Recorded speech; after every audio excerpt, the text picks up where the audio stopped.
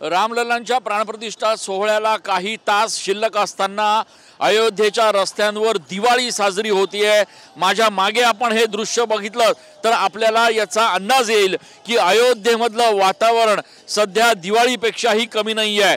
अयोध्येच्या लता मंगेशकर चौकापासून ते अयोध्येच्या राम मंदिरापर्यंत जाणारा हा संपूर्ण रस्ता जो आहे तो भाविकांनी खचाखच भरलेला आहे।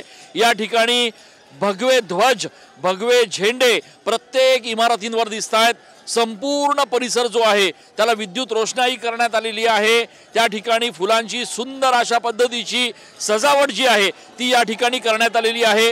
देशाच्या कानाकोपऱ्यातून भाविक जे आहेत ते रामलल्लांचा गजर करत जय श्रीरामचा नारा देत या संपूर्ण मंदिर परिसरामध्ये मार्गक्रमण करतायत आणि रस्त्याच्या दुतर्फा जे व्यासपीठ तयार करण्यात आलेले आहेत त्या व्यासपीठांवर राज्यातले सांस्कृतिक नृत्य, पारंपरिक नृत्य जे आहेत ते या ठिकाणी साजरे होत आहेत। रामलल्लांच्या प्राणप्रतिष्ठा सोहळ्याला आता अवघे काही तास शिल्लक राहिलेले आहेत आणि याच पार्श्वभूमीवर देशभरातून आलेले जे भाविक भक्त आहेत त्या सगळ्यांच्या भाविक भक्तांच्या घोषणांनी रामलल्लांच्या जय जयकारानं संपूर्ण अयोध्या नगरी जी आहे ती दुमदुमून गेलेली आहे।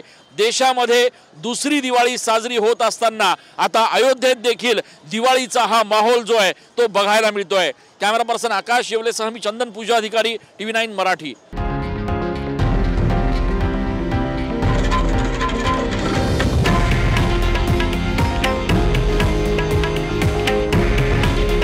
हे आहे देशातील नंबर 1 न्यूज नेटवर्क आणि आपण पाहत आहात TV9 मराठी।